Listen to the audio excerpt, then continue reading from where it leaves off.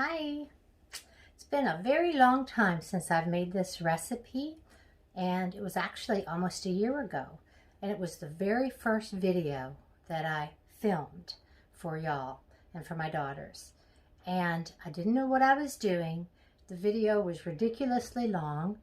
I chopped every vegetable on the film. I think I just did the whole thing, no stopping. And I just think it may have got missed because it was such an awful quality video. So I wanted to make this for you again just to encourage you to try it. And even if you don't like hominy, it's actually one of my favorites. Anything with corn is. This recipe is so cheesy and so rich and so good. It's a casserole that you just pop in the oven. I just want to remake it for you. Let me show you the simple ingredients that are in it.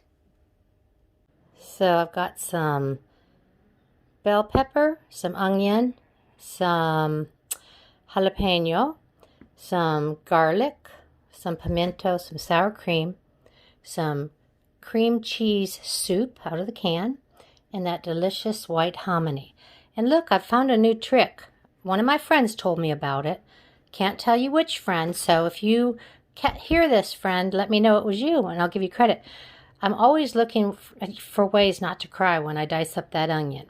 And somebody said, and I've tried lighting a candle. Well, I can't even remember everything I've tried. But somebody said if you put a wet paper towel by the onion that you're chopping up, the onion juice or gas, I guess, is attracted to the wet paper towel, just like your eyes are wet. So just put another wet source closer to it.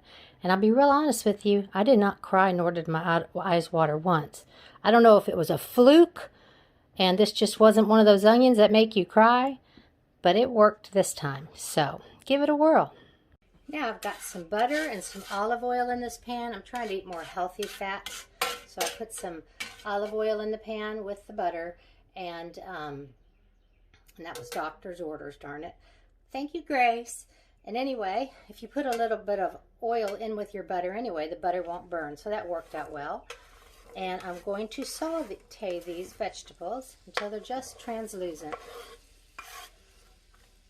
Now the first thing you want to do is drain and rinse your hominy. Next you want to mix your sauce ingredients. So we've got our cheese soup, we've got our sour cream, we've got our pimentos. I love pimentos. And we have got salt and pepper. Here's my pepper. Just do it to taste.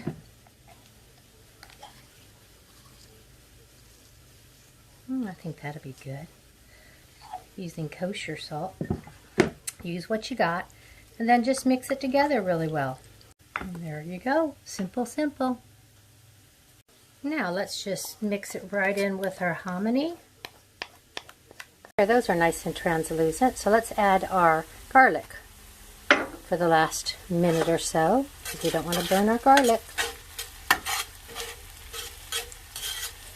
Just make that fragrant. As soon as you get a whiff of that garlic, you know it's done.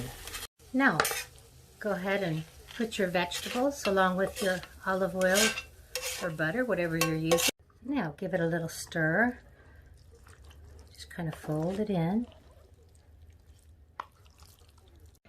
And now we're going to fold some Monterey Jack cheese right into it.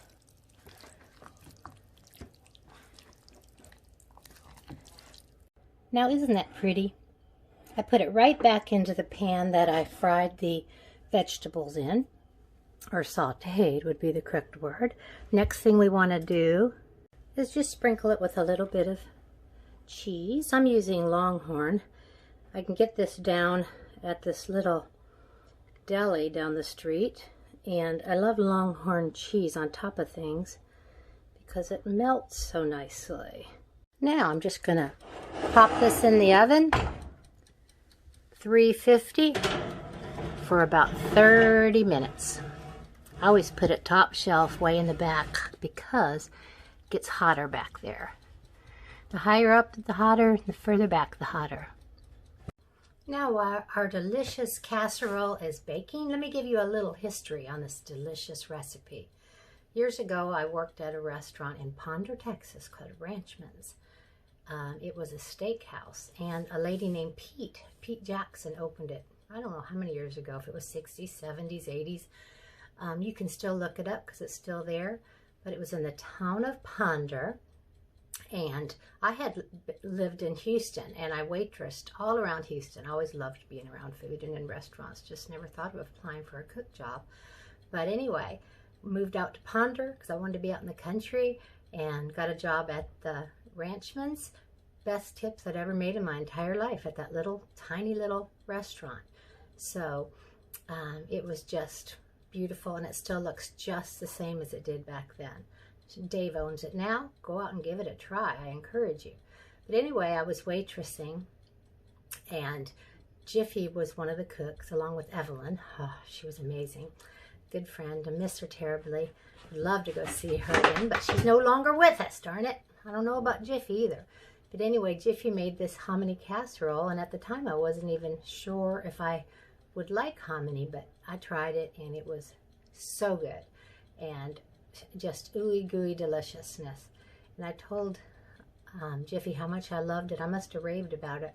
So the next morning, this sweet lady comes in with a handwritten recipe for me, and it's one I've cherished all these years.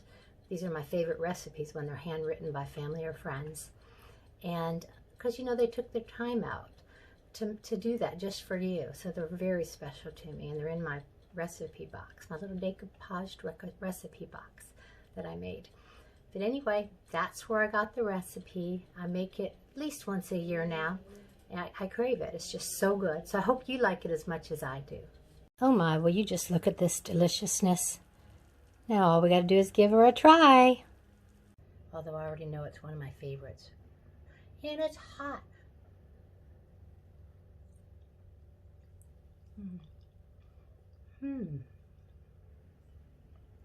Darn, that's some good stuff. The memories the taste of this casserole brings back. So good. Can't wait to cook for you again. Toodaloo.